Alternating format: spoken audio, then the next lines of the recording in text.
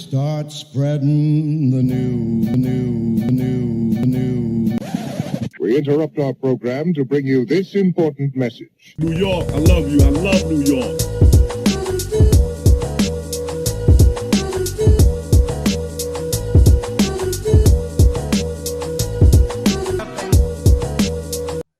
What's going on, people? Welcome to another episode of the Off the Ball podcast with me, your host, Chris LeBron. I'm also the owner of the Off the Ball Network, and this show is brought to you by SeatGeek. SeatGeek, your number one place for all your ticket needs. Make sure to head on over to SeatGeek.com and use the promo code Off the Ball Network, all caps, to get $20 off your first purchase. So you want to take your lady out to a play, Broadway play, wherever. We got college basketball season. We got March Madness, coming up and all that. Use the promo code Off the Ball Network for $20 off your first purchase, all caps, Off the Ball Network. So got a special show for you guys today. We're going to get into the NBA draft. We're not going to just talk about the obvious stuff in this show. We're going to get in deep. We're going to talk about a lot of non-power six players and all that. Talk about what the Knicks potentially can need in the offseason in the draft and all that. So let me introduce my special guest today, my guy Tyler Rucker from No Ceilings. What's going on, my man? Chris, thanks for having me on, man. It's been a minute, but draft season's heating up, and when you came calling, I was like, I will be there anytime you want. So thanks for having me on, man. Yes, and this is the first time you've been solo on my show. I know last time me and Steven had you on when we were doing our little draft show and all that. So first time on the Off the Ball podcast. So first of all, how you been, man? I've been good.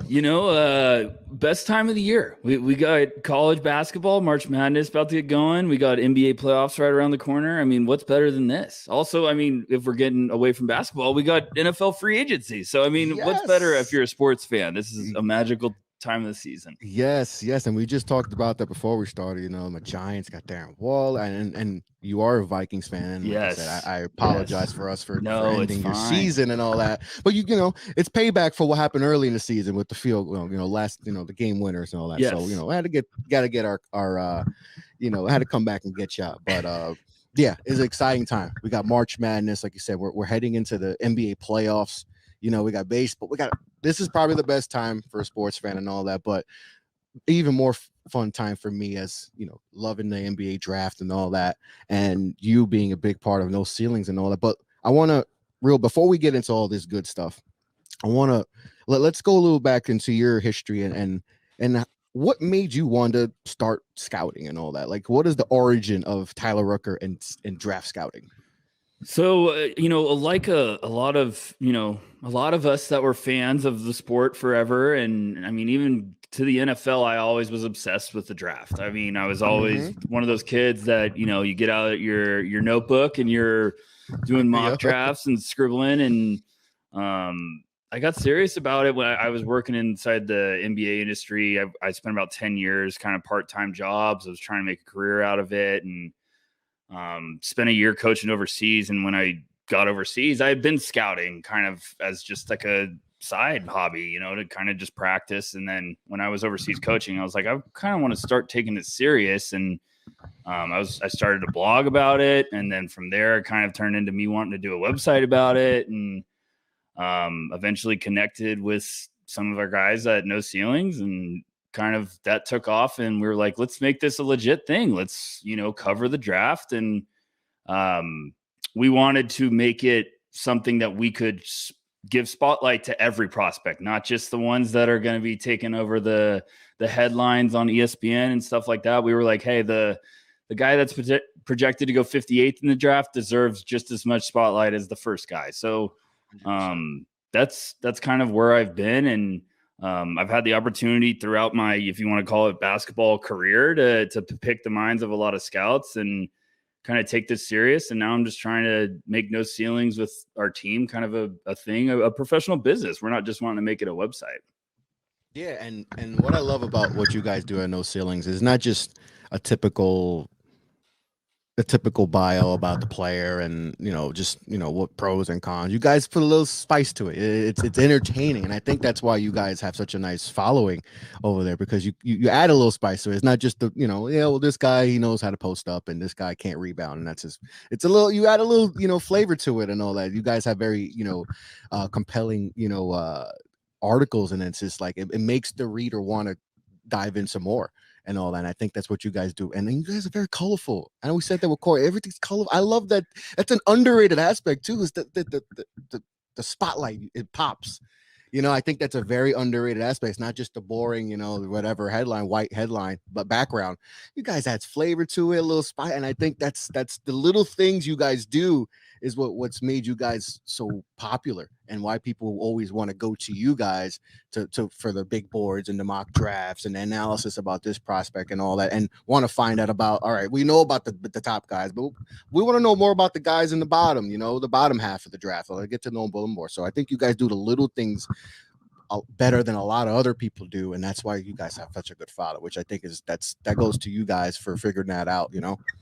I appreciate it. I mean, it's been like an NBA team putting together a roster. I mean, we've kind of been doing the same thing when it was me and Corey starting out with Albert, and bringing guys along throughout the whole process. We've kind of tried to make it where it's so easy for everyone to get caught up about negatives about if you're scouting a prospect. We were like, hey, let's be positive. Let's shine. Let's kind of showcase what everyone can do.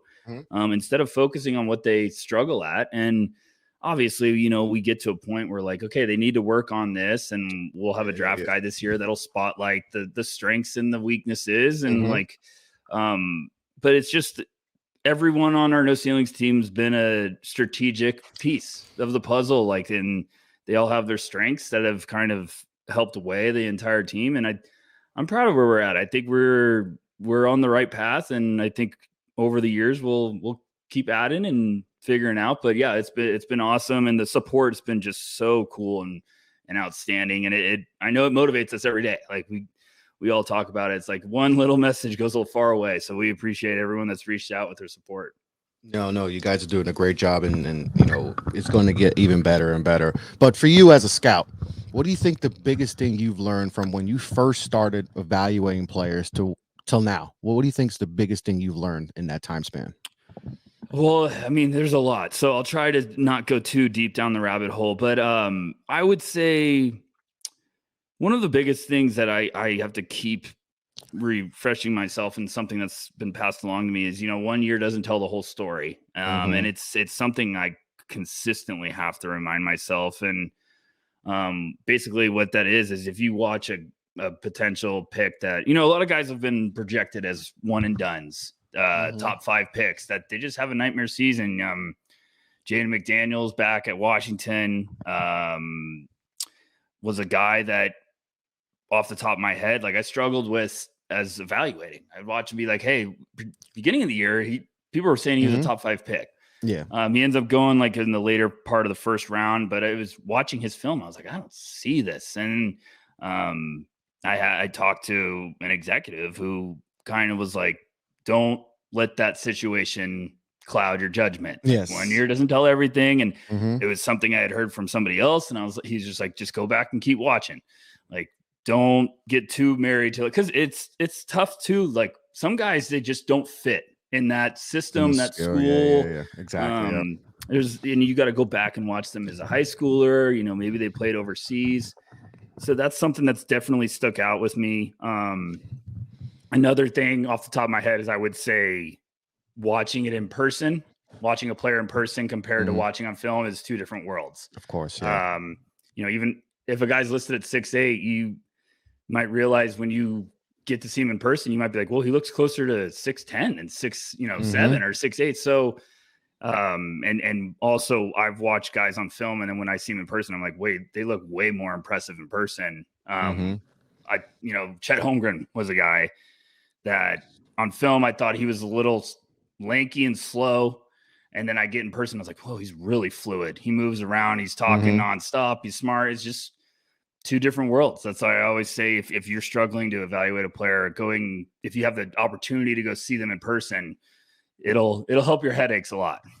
Yeah. And like even the little things as far as like pregame, well, how Yeah. they do with their pregame stuff and all that, and just how they interact with their teammates and all that, because we're not going to get that, as much, if we're watching on screen. But if you're in person, you get to see the little thing, how they interact with their teammates, or how they interact with just like the staff and all that. That can go a long way, because there is more than just on the court. It's because especially if you're investing on a high pick on a player, you want to be able to see if he's someone that you could trust. Give the keys to the franchise. But so you want to see those little things, because those little things go a long way and all that. And I'm glad you brought up the first part, as far as like when you say like Jaden McDaniels, he was a perfect example, like production over upside, right? Because if you look at if you're someone that just look at the stats, you look at his stats, and I think he was around like 40% or whatever, and all the numbers just tell you like, oh, he's not a first round pick. But like you said, there's more to it. And I know we love production and all that, but sometimes it's not what it's all about. It's about, all right, what is his traits at the league? And he had that, right? He had the length and all that, fluidity and all that, and we've seen he's made a nice role, and he's a potential defensive player of the year type player down the line. So how do you distinguish? How do you figure that? Because that's probably the toughest thing, is like, all right, this guy, he has NBA talent, but the stats are not showing. But like, how do you try to figure that out? Because there's so many layers to it. It's like you said, the school, what the school they pick, the system and all that. And like, it's just like, all right, how do I figure this out? Does it project to the next level? Or like, I feel like for you, that's probably like a huge, like, oh my God, this is a lot to figure out. Yeah, so McDaniels is a great example off the top of my head. Like, a fun story was like, I was talking to that same executive, and it was before that draft class. And I was like, hey, we were just talking back and forth about prospects, and he was asking me some people, which I was like laughing. I was like, oh, you want to know my opinion? Like, but then I just got to a point, like we'd talked for a couple hours, and then I was finally like, all right, I got to ask one guy. I'm frustrated. I'm just struggling with one guy of everyone in this class. And I was like, Jaden McDaniels, what am I missing? Because at this point, I think I was doing a big board, and I might have had him like in the 40s. Because I was just like, I just don't see it, because I'm watching the Washington film, and Washington's always a frustrating team to watch because they play the zone defense. Yeah. And I'm like, how do you project the zone? Like, Isaiah Stewart was there. I loved him, but I was like, he's in a zone. Does that fluctuate his numbers?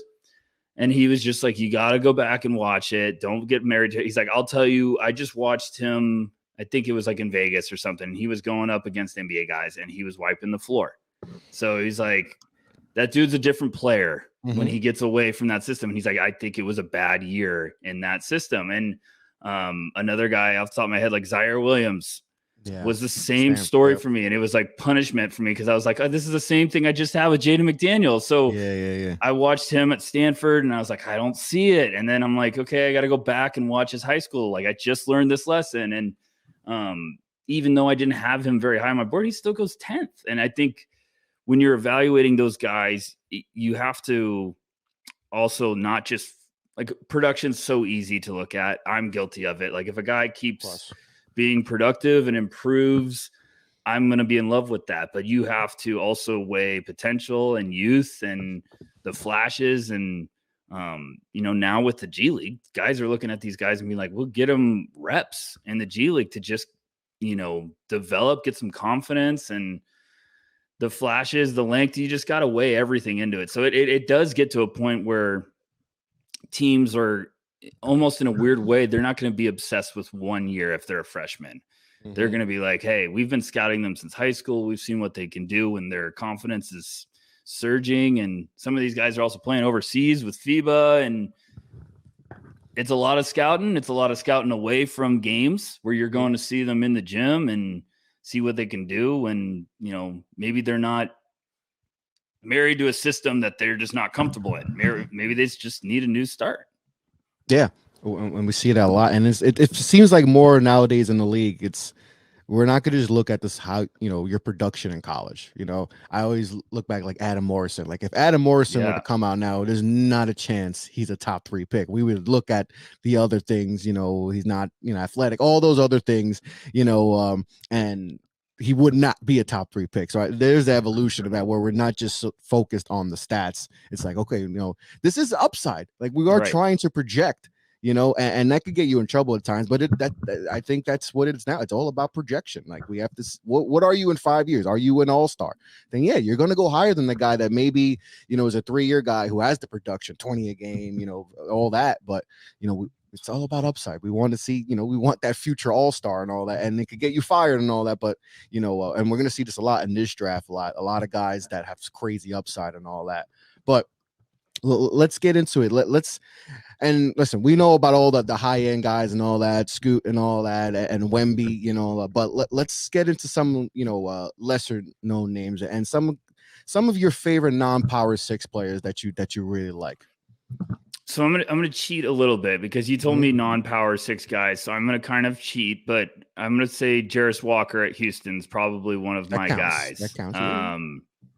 This is one of my favorite guys in this class because Jarris Walker is going to do a lot of versatility. He's around 6'8", 240.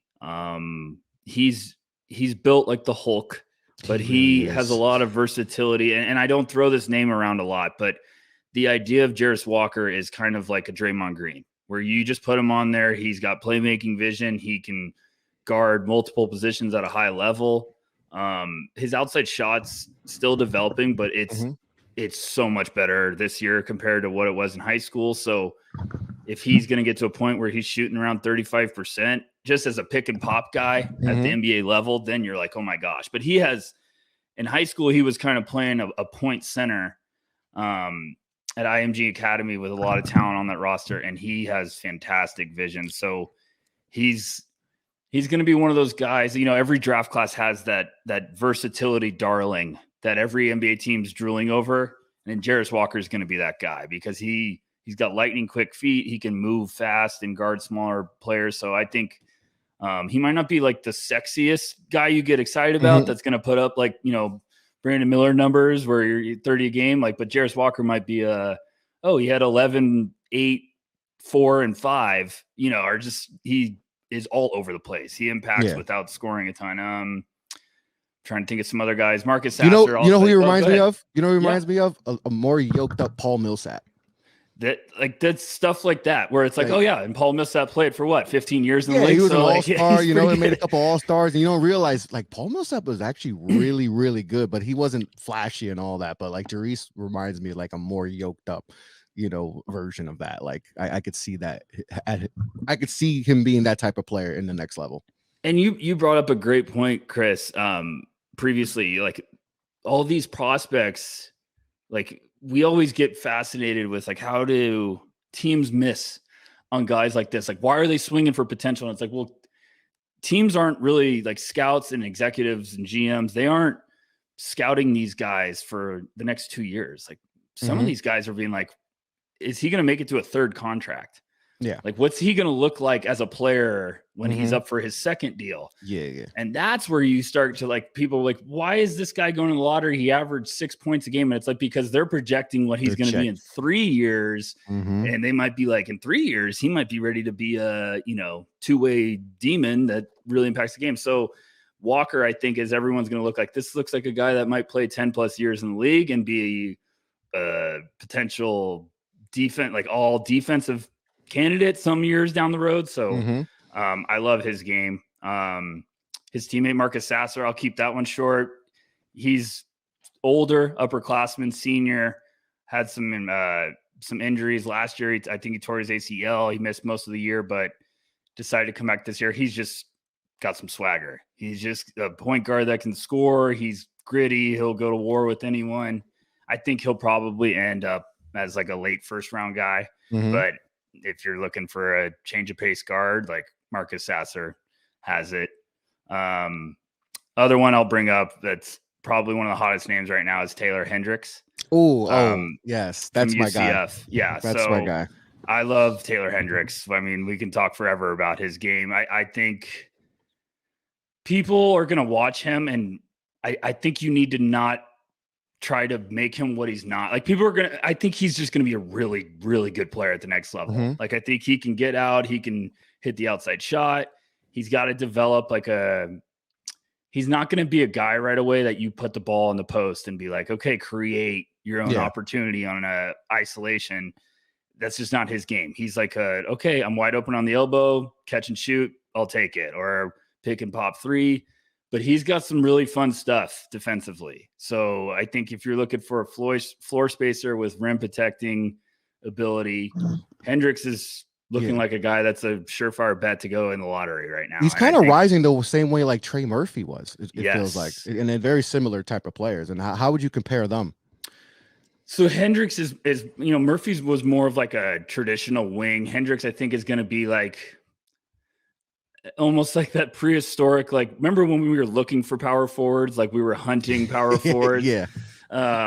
He's kind of like that, where I think you'd want to put him as like if you could put him next to a big where he could space the floor. Like us at No Ceilings, we've projected Hendricks to go in mock drafts to the Thunder a lot, because we were just like, man, if they had Chet healthy and Hendricks next to him where they both could space it, that's a fun idea. Yeah. Those are pterodactyls over there. Yeah, and we've said also, like, teams like, Portland could use a guy like that you could keep it simple with him, like vanilla, where all he has to do is be a floor spacer. He's also got some athleticism.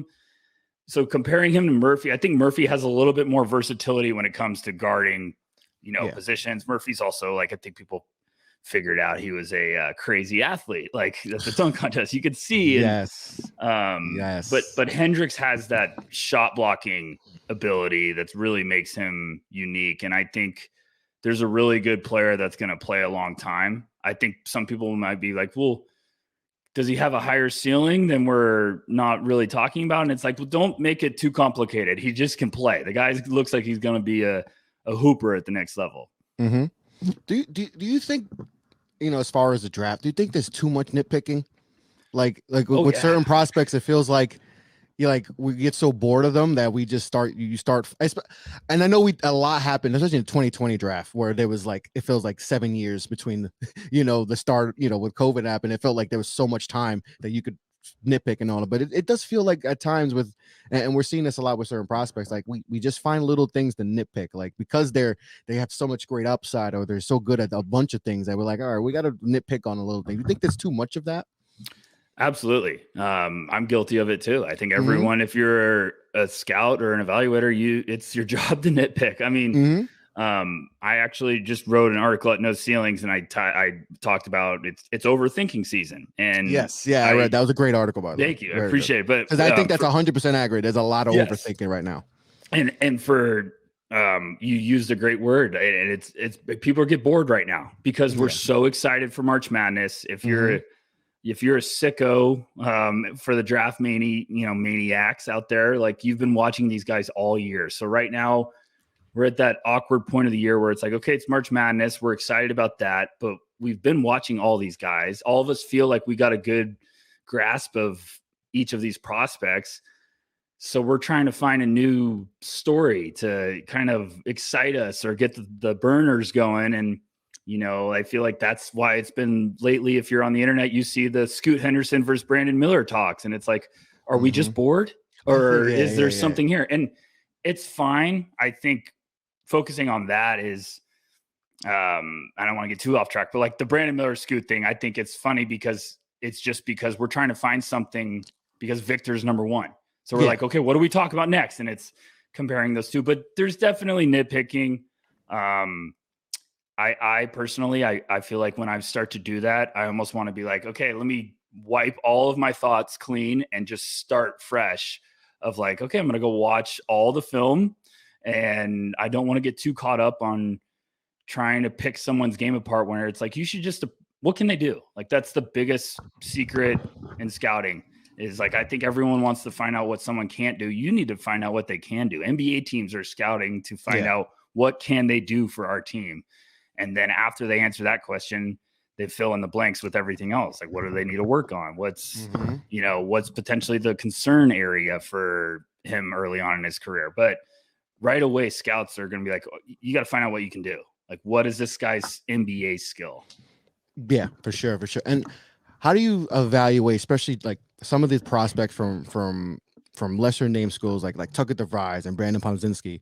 Like, those names have definitely come, especially Brandon. His name is, especially of late, it feels like Tucker was early on, and then we moved on to Brandon.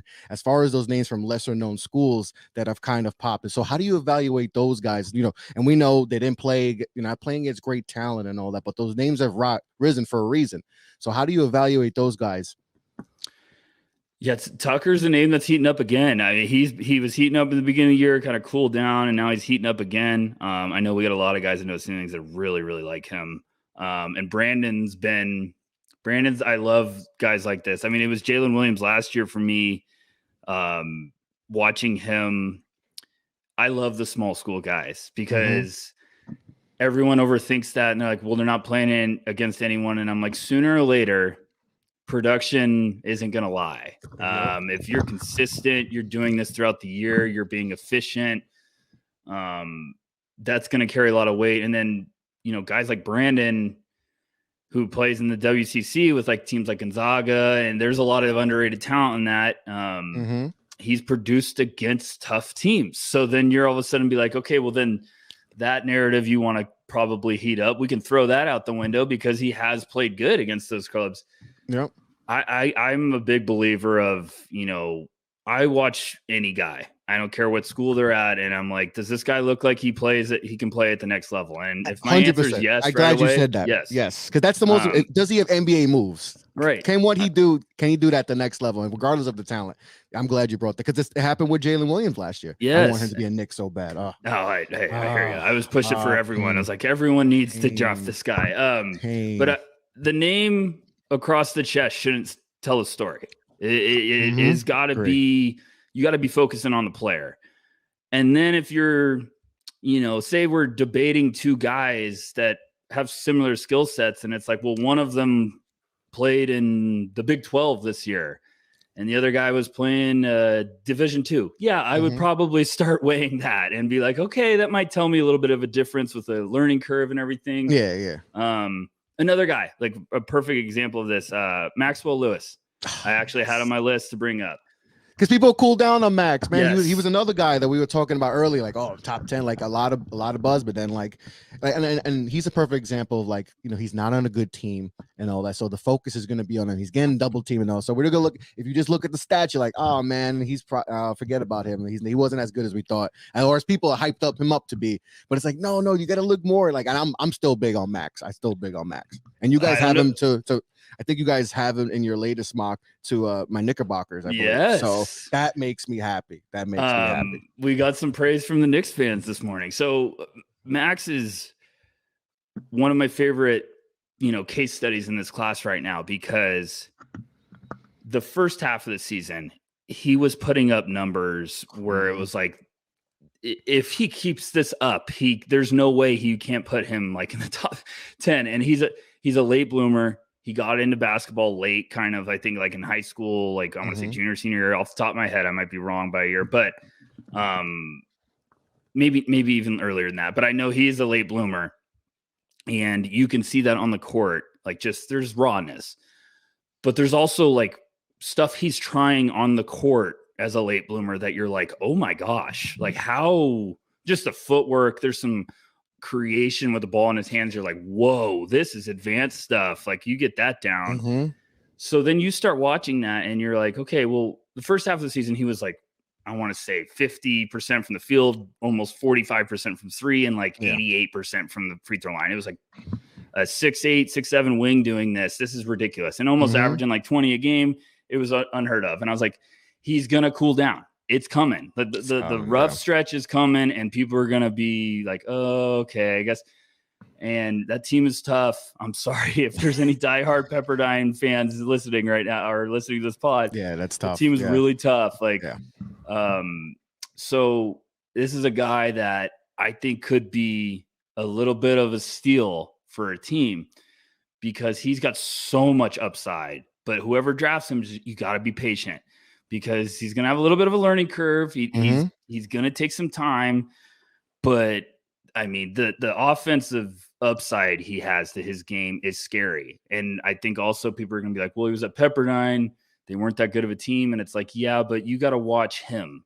Watch what he's doing on the court. Don't pay attention too much to the team. If anything, you should praise that for what he was trying to do to carry his team. But that's a guy that I think if you got him somewhere in the top 20, like if we put him to the Knicks, and I was like, man, that would be fun. And we always do our mock drafts as a war room, and Albert was a Knicks fan, and he was just like, oh gosh, I would be freaking out if we got Maxwell Lewis. Like, Yep. it's just, I would love that. Yeah. I also think that's a guy that gets in front of NBA teams in pre-draft workouts, and they're going to be like, oh my gosh, Maxwell Lewis looks incredible because he just glides over the court. So that's just one of those things. I'm a big believer. You got to watch, the name on the back when you're evaluating is more important than the name on the front. Damian Lillard at Weber State. Everyone was like, well, he's playing lower competition. It's like, it's Damian Lillard. Thank you. Exactly. CJ McCollum at Lehigh. Like, it just, they come from all over, talent rises to the top. Yeah. And like you said, Damian, I remember I had someone on, a player, he played, I think, at Portland State, and they played against, he played against Dame a lot. And I said, did you see that? Did you see him? He's like, yeah. He's like, yeah, he was an NBA player. Like, you could just tell. It's like, and I'm like, okay, that's a perfect instance of like, you just can't look at where they go to school. Like, you just gotta look at the game. And if do they have NBA move sets? Do they have things that translate to the next level? And like you said, sometimes we get blind at, the front of the name on the front. And like you said, it's about the name in the back in the game we see. Sometimes you just gotta erase everything and just see like a blank piece of paper and just to see it from that perspective. You can't just what you hear and all that. Sometimes you just gotta watch and be like, yeah, he does stuff that you can look at the percentages and all that's like, yeah, but if he has more spacing, he could do a lot. And then it feels that's a lot of prospects where we see like if they're shooting 42%, but if he has more spacing at the next level, which he is going to have most likely, that could be 45, 46. And if you get a player guard, especially shooting 46% from the field, I mean, you maybe have something there. So like you said, I'm glad a lot of people look at it that way, because sometimes a lot of people who come to me and be like, man, this guy's shooting 39%. He's not good. It's like, no, what's the situation? Like, understand the situation. Understand who's his teammates. Does he have other guys? Do they have shooters, like, and all that? And so that's a big part, of the scouting, and it's something I've learned throughout. And I'm not as hardcore in the scouting as you, but I've just learned a lot, especially like from 2020 on. Like, you've learned a lot. I learned a lot, especially in that aspect and all that. But and just to add on to you, this is really important too for anyone listening. Like, intel with those guys also plays the biggest thing ever. Intel's gold around the draft. But when you talk about the smaller school guys, a lot of those guys have the biggest chip on their shoulder ever. Like, because they weren't highly recruited. So they got something to prove. They're working extra hard. Like Damian Lillard, he went to Weber State. So he was like, I know the odds are against me to make it. And, you're talking about also like Tyrese Halliburton goes to Iowa State. He like barely got any offers coming out of high school, goes there. So like, guys are extra motivated. That's also, you want to find out like, okay, what are they doing in the off season? What are they doing when they're not playing? Are they coming into the gym 3 hours before practice? Are they staying after? And that's where like the small school guys, I almost think like I fall in love with them more, because most of those guys are like, I've been overlooked. Always. No one's been paying attention to me. I've got to prove myself. I got to prove my worth. And if anything, they're not going to take it for granted. So, but that's why teams also are looking into intel, because they're trying to figure out like, hey, was this a guy a good teammate? Is he a hard worker, or is we're going to give him millions and millions of dollars and he's going to relax a little bit? Or is he going to keep working for that next contract or that third contract? So there's a lot of stuff too that changes, because you're trying to figure out what motivates these guys. What are they just trying to get drafted? It sounds cruel, but some guys are just trying to get drafted. Some guys are just trying to get that second check. You got to figure it out. And that's why some GMs last for 10 plus years, and there's some GMs that last 2 years. We know that, because like, it's those little things. It's like, is this guy going to be motivated? If I make him the second pick here, or it's just, there's so many different variables. That's why it's so hard. Like I said, it's so hard to find that person. But if you get it right, you get it right. And you end up like the Bucks and all that. Yes. But then, or you could be like the Knicks were before this little run and all that. And we have new GMs, of here. But who are some of the prospects that are just like we mentioned before, like that just like you mentioned before with Jaden Daniels, you needed to go outside and be like, help me out with this guy. Who's giving you that trouble? Boy. Well, every class I'm going to have plenty of them. And my goal throughout it is to somehow get rid of all of those headaches before the draft day happens. But okay, I'll spill my secrets right now of who I'm struggling with. I would say the one guy right now I think some of us are struggling with, but I also think myself included, we might be overthinking, is Nick Smith Jr. of Arkansas. Projected top 5 pick coming into the year. A lot of people thought he was the 4th pick, or a lot of people thought he was going to go 3rd. And then he's just this is the Jaden McDaniels, this is the Zaire Williams experience. This is the 1 year that's just kind of been a roller coaster. Yeah, a lot of injuries and all that. Yeah, late start to the year because of an injury. He comes back. He's trying to catch up to everything. Then he has his knee flare up, and Arkansas is like, hey, we're going to sit him down. He misses a lot of the season. He's come back. He's had a strong 6 games stretch. If you look at it, I think he's averaging like 19 points a game. There's just a lot of questions I think that are arising because coming into the year, I was like, okay, is this going to be, he's 6'4". He's stocky. He's got some shiftiness in the open court. I really like, the flashes. And coming into the year, I personally was like, okay, is this going to be another floor general guy? Is this going to be like the Scoot Henderson? Then there's Nick Smith, then there's other, point guards in this class. And as I've watched more, I'm like, okay, maybe is he more going to be trending towards like a combo guard? And obviously with how the NBA is today, it's like, you almost got to be a guy that can play off the ball and in the backcourt. You can play on the ball or off the ball. Like teams are running out those guys like Portland with Dame and who's my guy? Sorry, I'm having a brain fart. Anthony Simons. Thank you. It's almost like that where you're running out a lot of sets that have just guys that could do a bit of both, and Corey Tulaba on our team, like he had a good comment. He's like, I almost see a little bit of Tyler Hero in Nick Smith's game, not just like focusing on primarily like the point guard, but almost just kind of like a bucket getter. So I think teams right now, I think evaluators were just kind of cooling on him, but I also think we might be overthinking. And that's me. Like I've moved him down to 14th on my big board that I submitted for No Ceilings. And the moment I submitted it, I was like, man, I feel like I'm going to feel silly in a month. Like, I feel like I'm going to go back and be like, I'm moving him back up. What have I been doing? But he's just a guy I think some people are getting a little cool on because, he can score, he can shoot, but there's a lot of questions about the rest of the game where he looks like he's out of control. Yeah. And this is also important too, is, where this comes into intel, like, how's the situation been? A lot of these kids that are projected to be high picks. I don't know. A lot of people didn't see this in the beginning of the year, but Dariq Whitehead at Duke, he got interviewed. He's kind of on the same path where he had some injuries. He came back and he got interviewed after a game, and he's just like, everything's moving so damn fast. Like my head's spinning. I'm just trying to catch up. It's a big jump. Like I think people need to realize, like going from high school to college, maybe a tougher jump than college to the NBA because it's just it's a different lifestyle and all that. It's a different brand of basketball too. You're playing a slower pace most likely, and you're the guy in high school. Now you have to play team, especially in college. It's team. So if you're averaging 35 and if you're Dariq and you're the guy in high school, now you're going to college and you got to share the ball. You may have to be a spot up 3-point shooter in the corner.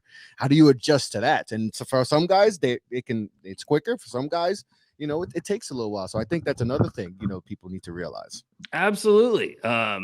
Chris, you're smart. You gotta be praising yourself. You're saying some good stuff too. I learned from the best from you guys, man. I learned from Draft Twitter. I learned a lot, But it is really true. Especially if you're going to a big school. Like you were a guy was someone in high school. Like he was the guy. Now you're going to a team. If you're going to Duke, there's going to be 5 guys that were the guy in high school. All 5 stars and 5 stars from the previous year. Like all 5-star, and also like guys that are the 8th guy at Duke, they were the guy at high school. Like it's just that's how much talent there is. And I think with Nick Smith, like what I was saying about Derek is like he was like everything's been just sped up. I'm trying to catch up. I'm trying to. And if you're a guy that Derek is another guy, I'll just put him as another one. I'm struggling. Oh yeah, he's another one. Yep. But if you're a guy that we had Jalen Clark of UCLA on our podcast feed. I seen that episode. Yeah. I feel so bad for the injury. Oh. I did too. But he said one of my favorite quotes of any player from this whole cycle. He's just like, all of us are looking at those mock drafts and big boards, and if they say they aren't, they're lying. We're all keeping an eye on it. So you're a guy like Nick Smith or Derek Whitehead, like you came into the year and you're just everyone, the ESPN's saying I'm a top 10 guy. All these draft websites are saying I'm a top 10 guy, and you're just getting hurt. You're monitoring it. So then you got this, going on in your head of like, oh, I got to start producing. And Derek's a different story because a lot of people are dropping him. But I think that also, like myself included, I'm my harshest critic. I'm married to the film this year. Like this is the Jaden McDaniels. If anything, I just, airing it out right now as I'm talking to you, Chris, but I'm having this problem with Derek Whitehead where I'm focusing too much on this year's film. And if I go back, which I'm going to do in a couple of weeks when I kind of go back through everything and watch him in high school, I'm going to fall in love again. But this year he's had foot problems. He's had everything, and he's a very explosive when he's healthy. I don't know if he's been healthy all year. No, I don't think so. Because you don't see that explosion. I haven't seen that explosion with him, because I'm a Duke fan, so I watch a lot of Duke games, and I don't see that. I don't see the explosion yet. And like you said, in high school, we've seen it. So I think once we can get him fully healthy, and he's starting to get more healthy, he's played a lot better of late. I think we can get to see that more of him, but we got to see him healthy to get a full, to get a full analysis. Because there's more explosion there. There's way more explosion than way more. Like I don't even think it's 50% of the explosion's been. I think there's he's been lingering all year. Yeah, there's not a lot of just been on the perimeter, just shooting and just trying to create. And that's I do the No Ceilings podcast show every Friday with Tyler Metcalf, and Metcalf's been the biggest Whitehead fan coming into the draft process this year. He continues to believe in him. Me and him basically talk about him like every week because we're just like, we're confused, but we're also like, we're going to overthink this, huh? And now it's at the point where we're like, yeah, we know we're going to hate how this turns out. You got to go into the Pacers, and if he goes to the Pacers, that might it might be a blessing in disguise for him. And I think that's the biggest point with him, which has also been kind of the weirdest development, is he hasn't looked healthy all year, but I think that's given him more time to work on his shot. And coming into this year, everyone was like, well, if the 3-point shot develops, he's been shooting the crap out of it from three. Like he's looked 43%, something like that. Yeah. So then all of a sudden, in his last stretch when he came back, Metcalf sent me a clip of Derek on defense on one possession. And I was like, I haven't seen him move this way all year. And it was like, there's the high school Derek. So like, I don't weigh too much, and I know I'm rambling, so just cut me off. No, I'm loving it. I don't weigh too much of what I'm going to see in March Madness. But when you talk about a guy like Derek, if all of a sudden the burst looks back, then I'm going to go back and be like, okay, now I need to go back and watch high school. And I'm going to do it again, but I'm going to be like, there he is. That's exactly what I've been waiting to see. And that player is a different story. Like that player is a lottery pick, but those are the confusing ones right now because injuries are playing a bigger picture and kind of preventing or making it a cloudy judgment. Those guys are going to go to probably the combine, and that's what everyone's going to be like. If the medicals pass out, there might be some teams that still draft them extremely high because they're like, we've seen them in high school. We've seen them with FIBA. We've seen them surrounded against all this talent, and they're going to be like, we're believers, and a lot of teams believe like, hey, it was just a bad year. It was one bad year, and that happens. Yeah. And he has a teammate, Derek Lively. Yes. Another perfect, example of like early on, it was like, oh, wow, like this isn't good. Like, and he dealt with the injuries. And then when he got on the court, we didn't see that player that we saw in high school. And it's like, oh man, like he might not even be a draftable player, and then when he got healthy, we saw the explosion. He had an 8-block game, 6-block game here and all that. And we like, oh, this is the Derek life. And I think there's even more to his game because especially in high school, you saw some perimeter action from him. So it's like there's still more in there. So like I think that's why people are back on the Lively train, because it's like what we're seeing on him as a shot blocker and as a disruptor on the defensive end, there could be some offensive upside too down the line. If we get him in the right system and get his, like in 5 years, maybe he can have a nice little jumper, 15-footer and all that. And you add that with defense, it's like, whoa, we might have a scary player and all that. So he's another example. One more guy, GG Jackson. Yes. He's the ultimate. One. I love his game. All right. Because I know he can dribble. He's 6'10", take dudes off the dribble, but I know there's a lot more, as far as, his passing and all that, playmaking ability. Now, also another player where situation is a big factor. He played at South Carolina, and they didn't have a lot of, other than Michi, like that was it. Like they didn't have a lot of talent around him. So I'm sure he's another one that's probably going to give you a lot of headaches. And I'm sure it is because his range is crazy. I've seen people top 6, 7 till the late 20s and all that. So he's going to be another tough evaluation. So how are you feeling about Gigi? I believe you're pretty high on him. I feel like I've seen you post something on social media. I love him. I just like I see the talent, and I'm like, okay, no, there's stuff that needs to be worked on with playmaking and all that. But I'm like, he doesn't have a lot of talent around playing in the SEC and all that. He's playing at South Carolina. The fact that he went to South Carolina was because he was supposed to go to North Carolina. And I think if he had gone to North Carolina with the season they had, we might not even be talking about GG Jackson at all. So like I think he benefited a little bit by going to South Carolina, but I watch his game and I just see, man, that he has everything that screams NBA All-Star. It just screams NBA. I know there's a lot he needs to work on as far as shot making, shot selection, but I watch his game. I'm like, I just see a future All-Star. So I've moved him down. And I'm already going to probably move him back up. I already know this. Like, this is just kind of what I do. Because I get to a point throughout the year with my big board where I start to move guys down. And then I'm like, okay, is this as low as I would move him? And then I get like, so I have him at 18 right now. I will tell you, I will be shocked if he goes that late in the draft. And everyone's got to remember too, like my big board is not where I think they're going to get drafted. My big board is just, like I have guys ahead of them that I think are just going to be potentially like have an easier transition to the NBA, like, almost safer if you want to put it that way. Like, but here the thing with GG is I think he is going to be an thought prospect. 100%. His talent alone, he's a top 10 pick just off talent. Yeah.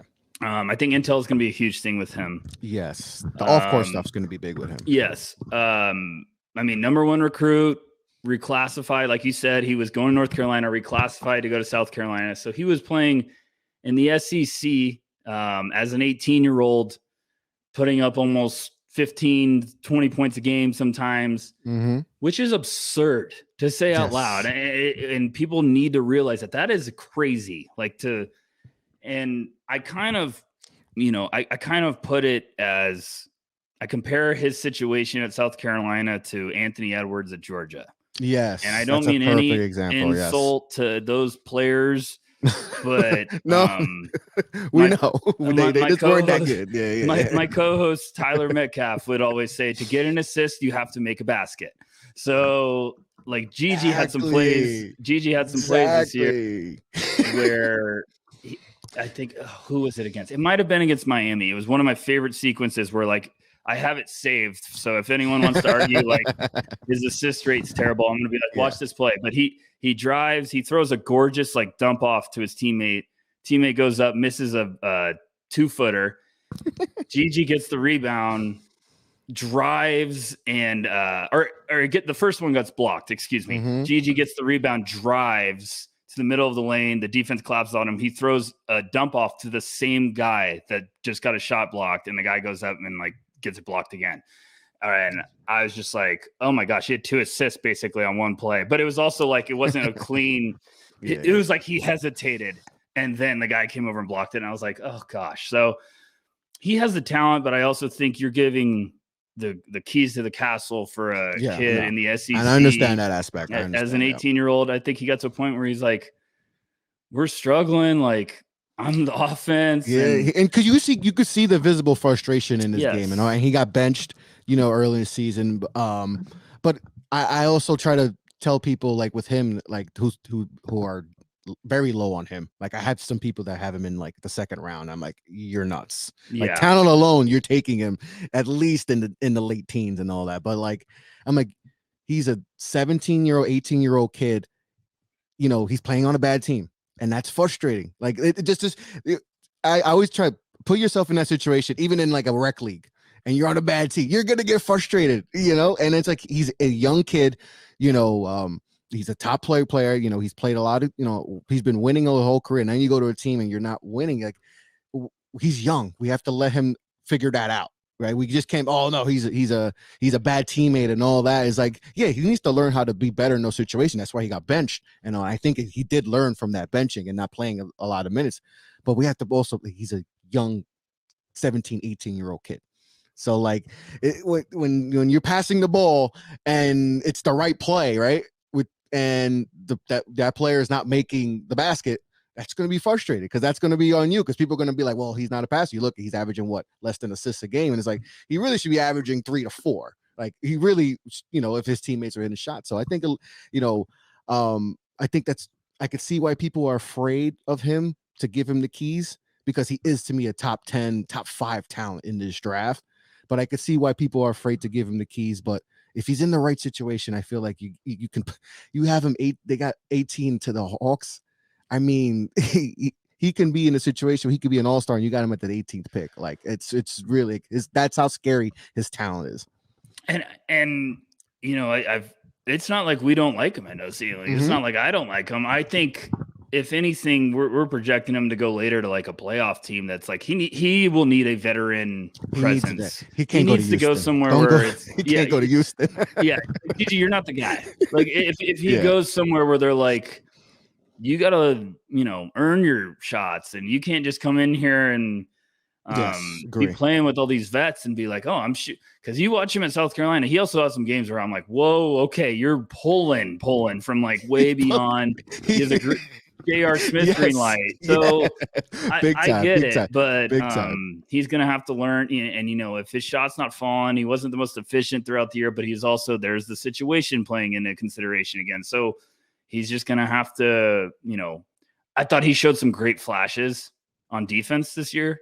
Yeah. I also think he showed some times where I was like, oh, this looks like a guy that's supposed to be a senior in high school that's trying to play defense in the SEC. And it's just like he needs to have the game slow down. Like he had all this excited, nervous energy. And I think he even said in the beginning of the year, I think I saw an article where he was just like, I'm so much butterflies going to the game. I was so nervous because he's just like, I'm playing college basketball now. So that's a guy that's just things got to slow down. And now really young, still raw, but his offensive upside is scary.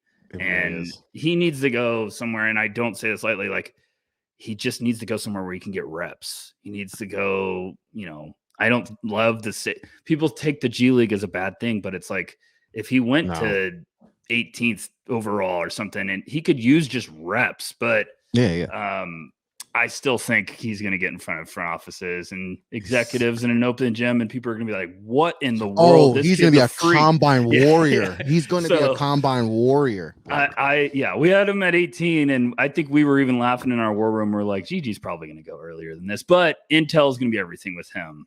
I think that's the only thing preventing him from going in the lottery is if he's going to have some questions he's got to answer for because he had some bumps and bruises throughout the year. Yeah, and that's going to be big. And if he comes away from the interview process well, because we know the physical traits, we know the talent. Right. He comes away from that well and teams feel well, I think he could definitely be in the lottery and all that because the talent's there and all that. All right, let's talk about my New York Knickerbockers. We talked about them before. Like going into the season, kind of a team that I was like, okay, 38 to 42 wins, I think could be a possibility and all that. Maybe missing. I said, they'll probably be in the play-in and around that. Obviously exceeded exceeded expectations right now. And then right now sitting at the 5th seed and all that. But there's still things that they need to improve on, especially in the offseason, regardless of what happens this season. And wing depth to me is number one. Okay. They need some wings. I'm glad you're doing this because I was gonna say, help me help you. What's Chris's dream list? Tyler, and then I'll find the prospects. Wings. We need wings because it feels like that's the one thing we've tried with Cam Reddish. That situation just didn't work out. Right. That didn't work out. We've tried with some other guys. We just haven't figured that out. So I feel like we need some wings. We got the point. Tyler, I don't know if I've done millions of shows the last few years with Knicks. I've screamed point guard at the top of the hill. You got one. And we got one free agents. And I've tried to trade up to get point guards and all that. And just like what I wanted Tyler, I want Halliburton. I've been screaming for a point guard forever. And we got one via free agency. We got one in Brunson. So we got that figured out. We got our scoring forward, all that. Got a center. It feels like we need a wing. The 2 guard and 3 guard position are positions we need. So you have in the mock you guys did, you have Maxwell going there. I think that would be, and Knicks fans love him because I've been on a few Knicks shows, Knicks fan TV, and I've like Maxwell Lewis, and everyone agrees. They're like, yeah, this kid is good. And if that's a possibility, that would be perfect. But the Knicks need some wings. So give me some wings at the Knicks. If in that spot, in that late teens, 20s, where they're probably going to be, give me some wings in that spot that could fit well with this New York team currently constructed with their core. One of my favorite guys. I have 2 guys I absolutely love for the Knicks, and I have talked to Albert, who's our Knicks fan. Yep. I think if they were on the board, if I'm a Knicks fan, I would be screaming. This is the 2 guys I would say should be at the top of the list. One guy is just my personal, I absolutely love him. I think the Knicks got him. I'd be like, oh my gosh, what a great piece, especially this year after getting a guy like Brunson. I feel like getting him is another big step in the right direction. I love Colby Jones from Xavier. Mm-hmm. Absolutely love his game. I know there's a lot of Knicks fans out there that are probably loving the Josh Hart experience. Yes. I feel like Colby Jones might be like a shooting guard version of that, where he's just going to come in and just help everywhere. Mm-hmm. Coming into the year, it was like the big question for him was, can the outside shot become a weapon, like a part of his game? And he's been shooting around 40% all year. The shot looks great. He's about 6'6", 205, but he just plays really poised, under control. He doesn't force his shot. He works to get to his spots. He's really smart on both sides of the floor, crafty. I just think this is the guy that's like, there's always one upperclassman that we're like, why did he go so much later than that? I feel like Colby Jones is going to be that guy. He's junior, but he just plays the game really, really well. And I feel like if you are the Knicks and you need some depth, I'm not saying Colby Jones is going to be an all-star, but this is a guy that Knicks fans might be like, yeah, but Colby Jones is going to be a Knick for 10 years. We absolutely love him. And just a guy that every time you watch that Xavier team, he just makes plays. And this year it's also been like they've been in crunch time minutes and Colby Jones is like, all right, I'll take over now. And that's what you want to see from a guy.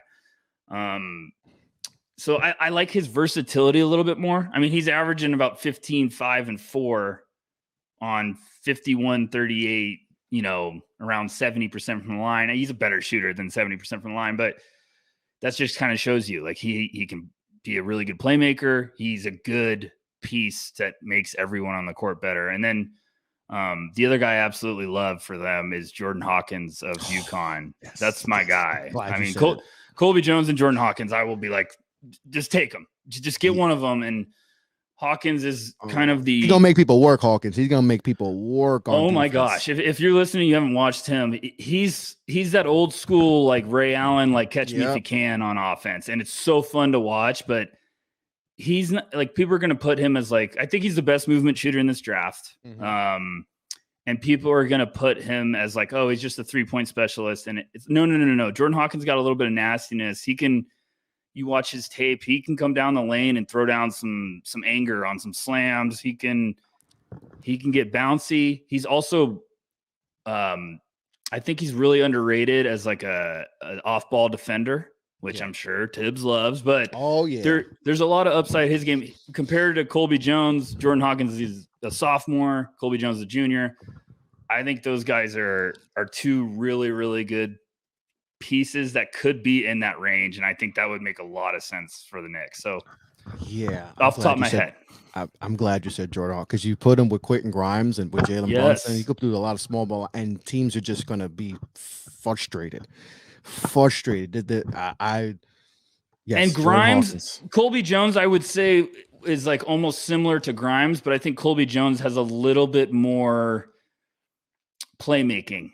Yeah, like he's just one of like. You would love Colby Jones, like Knicks fans would love that. Hawkins also would be really fun with Grimes because I think Hawkins is just this run all over the place. He gets open, he's cutting, he's moving, he's coming off screens. Like he can be running full speed and catch a ball, and it's going to be a good shot. Like he just can light it up, and he's been consistent all year. So those are two guys I think would fit great for the Knicks roster. 100%.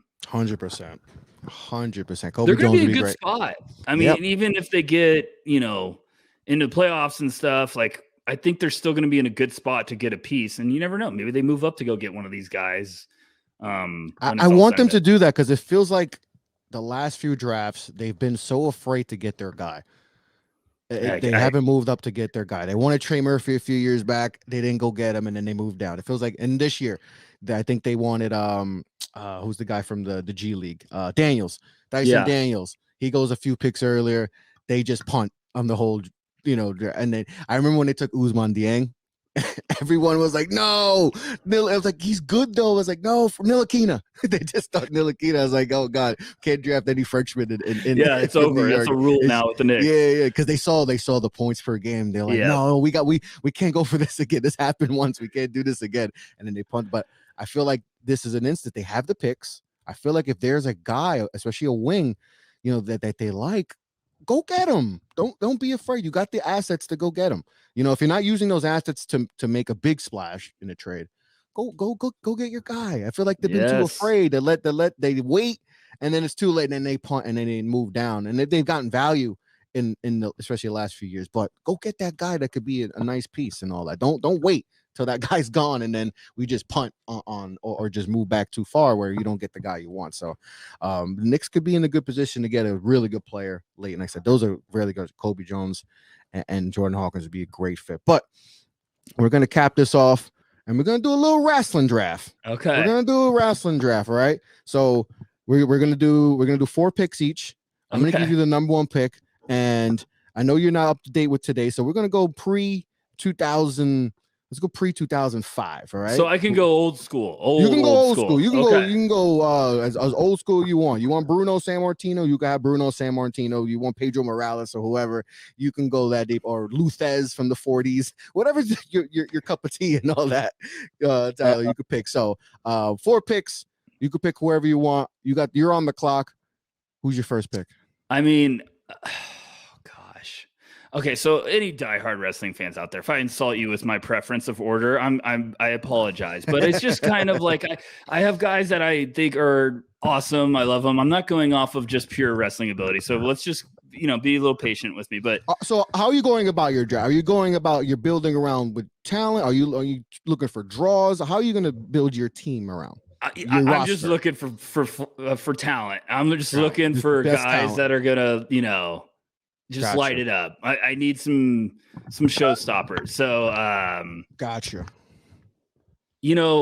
I was gonna go a little bit more crazy with my first pick to get some character in there. I'm gonna go with the big man. I'm gonna go with the legend Andre the Giant as my first pick. I mean, I have to set the tone, But I mean, come on, it's the big man. I absolutely love Andre the Giant. Also, like his career in films was hilarious if you watch Princess Bride.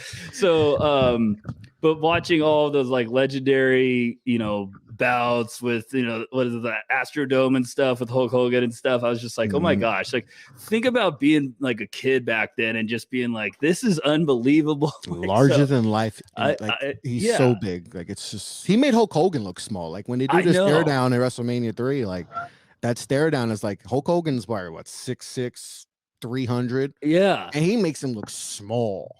And I watched that Andre the Giant documentary. I don't know if you've seen it, and hearing those guys like talk about what it was like back then, and I was just like, man, I can't imagine like, being in high school and that was going on. You'd probably be like, this is unbelievable. So I wanted to shake it up. I wanted to set the tone. I'll go Andre the Giant. So hit me with it, Chris. Tickets. Who you got? You're getting tickets there, Tyler. You're selling tickets, and I like that strategy. You're selling tickets. I like tickets too. I want to sell some tickets, and this guy's a ticket seller. I'm gonna go with the Hulkster. I'm gonna go with the Hulkster. So we got the best friends turned rivals on each of our teams. So this is great. I'm going with the Hulkster because the Hulkster, this larger than life. Like when you think wrestling, like there's a few names when even if you're not a wrestling fan, even if you haven't watched wrestling in 20 years, if I say, oh yeah, have you watched wrestling? Yeah, Hulk Hogan. Or there's a few names where like everyone knows who that is. And Hulk Hogan is that guy. Like everyone's pretty gonna know Andre the Giant, Hulk Hogan. Like even if you hear people that haven't, like I said, 30 years, like, well, I remember that WrestleMania 3 and all that. So like, I want to sell tickets. The ultimate ticket seller, Hulk Hogan. Boom. That's my first pick. That's my first pick. So on the clock.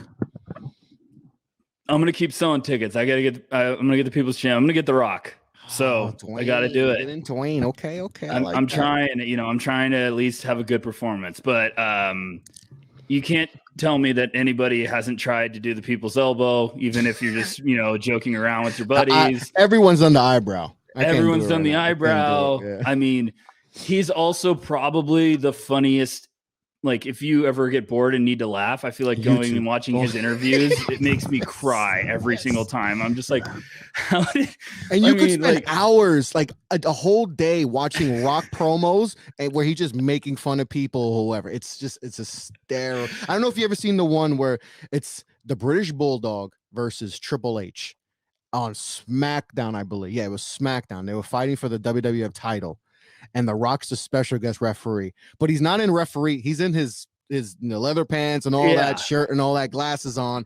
And he is hysterical in that. And he's refereeing and I think Bulldog's about to win. He's like, 1, 2, it doesn't matter if the Rock counts to 3. And then, but the best part is he does the people's elbow. All right. He rock bottoms Triple H and all that. And he does the people's elbow. But he does the slide. Doesn't lose his glasses. It's like the greatest people's elbow because he's so smooth. Like this is something he probably thought about. All right, if everything goes right, it's gonna go like this, and like it could go wrong. The glasses could fly off. And everything's smooth. He slides with his shoes, does the people's elbow, all with the glasses back, and takes the belt and walks to the back. It's really crazy. It's hysterical. The Big Show promos and all that, like where he making fun of the Big Show and all that after he won the Royal Rumble, and like Rock's feet actually hit the ground first, and he knows that, and he's playing with it because the Big Show's trying to prove that and all that. Those promos are hysterical. It's endless. You don't even have to see him wrestle. Just put him on the stick for 15 minutes, and you're gonna get your investment.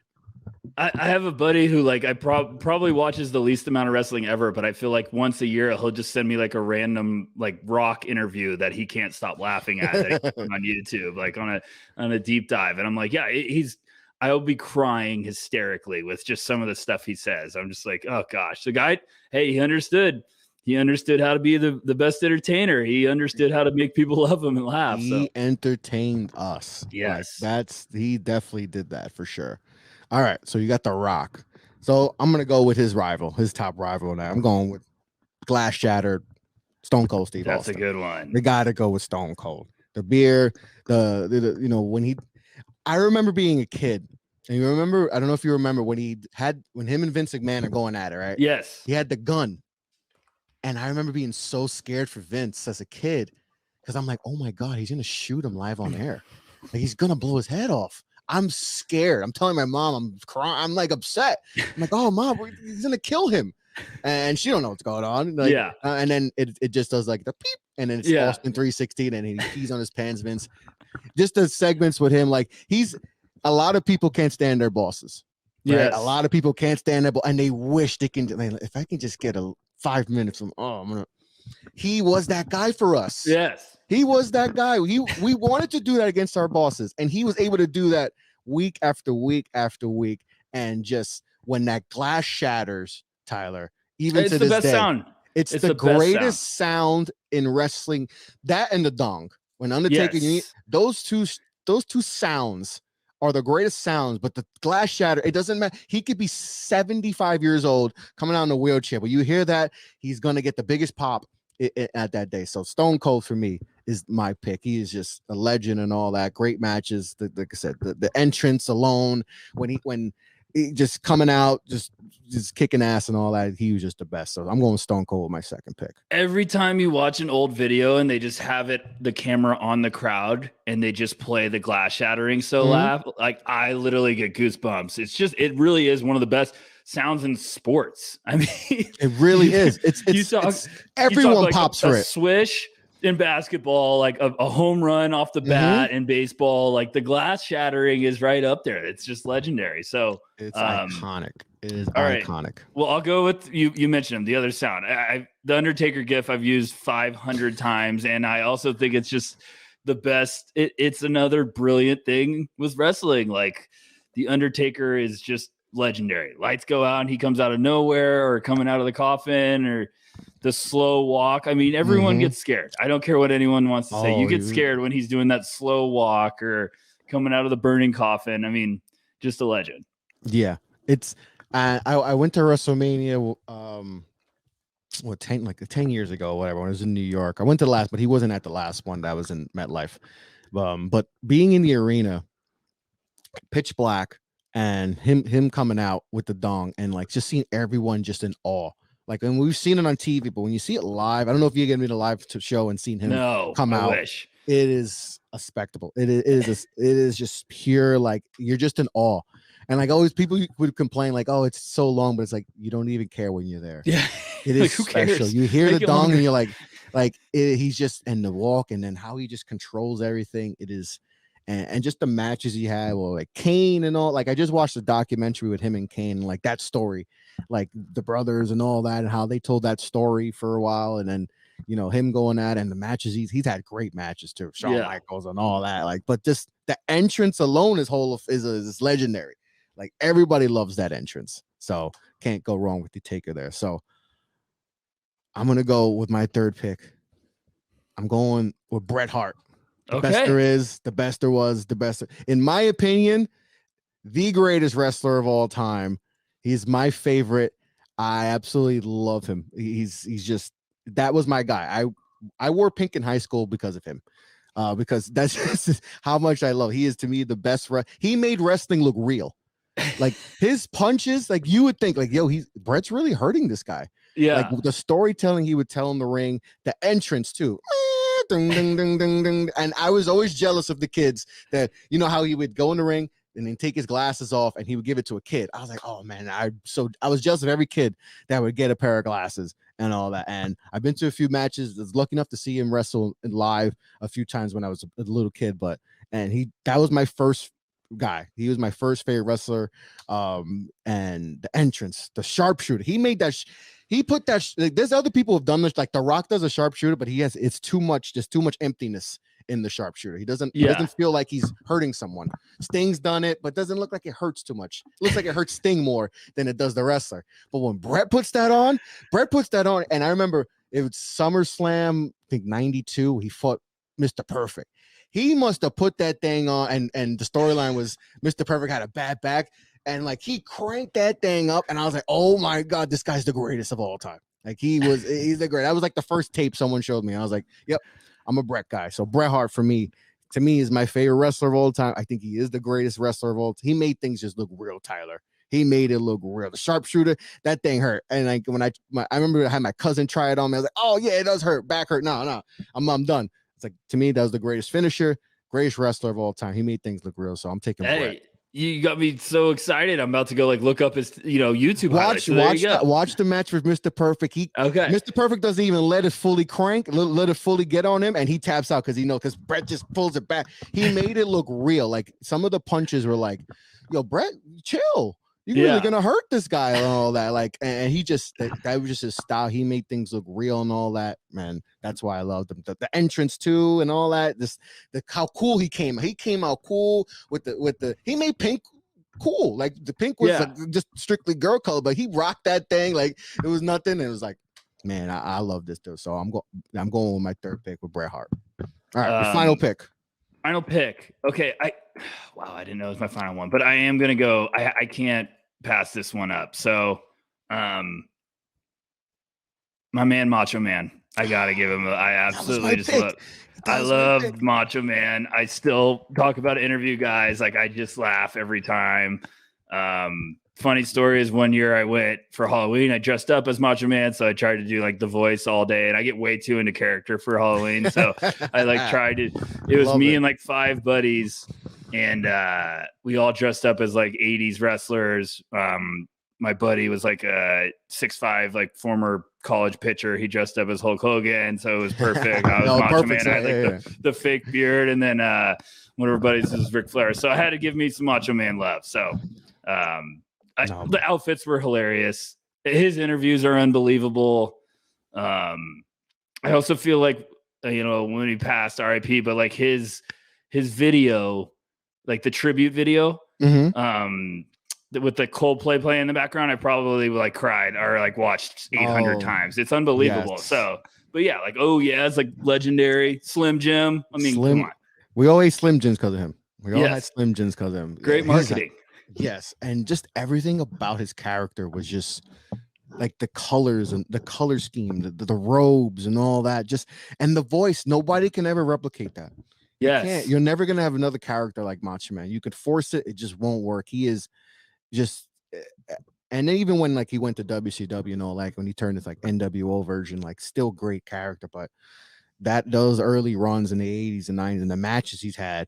And him and Miss Elizabeth, he had like people. Like I remember people telling me about like how they cried when Miss Elizabeth come and saved them, when they got back together and all. But yeah, he's definitely missed and all that. But yeah, Macho Man is definitely a legend. So that's a good one. All right, so my fourth pick, it might not be obvious to some people, but I'm gonna go with the last pick in the draft, Eddie Guerrero. Ooh, that's a good one. That's a little bit. I love it. Eddie's another guy he was so charismatic, and it goes back to WCW, where I first started. Like, because they would always be like the first matches, and he would have matches with Rey Mysterio and Chris Jericho and Juventud Guerrero and all these guys. I'm like, yo, this guy's he's not like a pure like Rey Mysterio, but he can move just as good. But he's yoked up. Like he looked like he could fight like. Back then the Stings and the Hogans and the Macho Mans and all that, Ric Flair's. I'm like, this guy's good. Then he went to WWE and he turned it up and all that. And then I remember when he beat Brock Lesnar, tears, and then tears. I was so happy because like him, I'm Hispanic, he's Hispanic. I'm like, yo, he just beat Brock Lesnar for the title. He's going to WrestleMania and all that. Like that was dope and all, but like then things he did with China and all, but he was just the lie, cheat, steal, like the stuff where like the referee is distracted and he would just look at the crowd and just be like, and get a chair and like fake hit it on the ground and fall on the ground, and the referee be like with the other wrestler like, oh, you're disqualified. The little things he did and like his wrestling style, like the Three Amigos, like just all that. And when he passed, I still tear up when like, I don't know if you ever heard the stories around that, like, oh, it's sad how they found out, but just a great all-around performer and all that. Glad he got to win a title, but he was always, even from WCW, my guy. So Eddie Guerrero's, I know this guys we missed out, and people are going to get mad at our boards, our big boards, our draft, and be like, where's Shawn Michaels? How is he not drafted? You guys don't know. This is ridiculous. But someone calls out my wrestling board, I'm gladly be like, hey, okay, you're Tyler, right. Don't worry about not having like, some guy, Jordan Hawkins late or G.G. Jackson or Kobe Buffkin. It's going to be like, Tyler, no, Shawn, you didn't draft Shawn. Everyone's going to be like, you win. I'll take my loss. Cena? What is Ric Flair? I had Cena on my list, or Flair. Those were my candidates. Hey, but not everyone can make the cut. Not everybody can make the cut. We got 4 picks and all that. But Tyler, my man, no ceilings legend. I appreciate you, brother. This was a lot of fun, man. Hey, anytime. And we still got plenty of time till the draft. So you ever need me, just let me know, Chris. Thanks so much. I had a blast with this one. Yeah, yes. Definitely gonna have you back on. We'll get in more depth and all that as we get closer and closer to the draft and all that. But like I said, this was a fun show. I appreciate you, hopping on today, chopping up with me. It's been a lot of fun. But before we sign off, Tyler, tell the people where they can find you and all your work. Great work. I'm at NoCeilingsNBA.com. If you guys are looking to get caught up on, all the draft prospects from the year, we pretty much make it a goal to talk about every single one we can. And it's absolutely free. All you got to do is just go subscribe and you get an email every morning. I get mine. Prospect we talk about. We just had a mock draft come out today. We had a big board come out yesterday. So thanks for everyone. We're at No Ceilings NBA on all social medias, and we also got some YouTube stuff coming on the way, which will have highlights of all of the prospects throughout the whole year. We do them every year. We did them at the midterms. We call the middle of the season highlights. We're going to start launching that. So thanks again, Chris. I appreciate it, and this was a blast. Yes, and just like I said, you guys get a lot of praise, but I truly love your guys' work. And it's crazy. I've had all you guys individually on shows before the No Ceilings even came in power. So when you guys formed a super team, I was like, oh my God, like that's the perfect, like, it's just like, it was the perfect team. I'm like, wow, they really put together a great team. Like I said, I've had all you guys individually on shows prior to that. So for you guys to form this team and to do the work, like I said, I get my cup of coffee. I read my email. You guys are one of the first emails I read. I read what you guys have put. You guys put out amazing content. I'm not just saying that just to say that. You guys really do great work and all that. And you're going to continue to do great work and all that. So keep doing that. Keep killing it, brother. Like I said, thanks for having you. Thanks for coming on. I'm Chris LeBron. That's Tyler Rucker from No Ceilings. Appreciate everyone for tuning in, and we're out.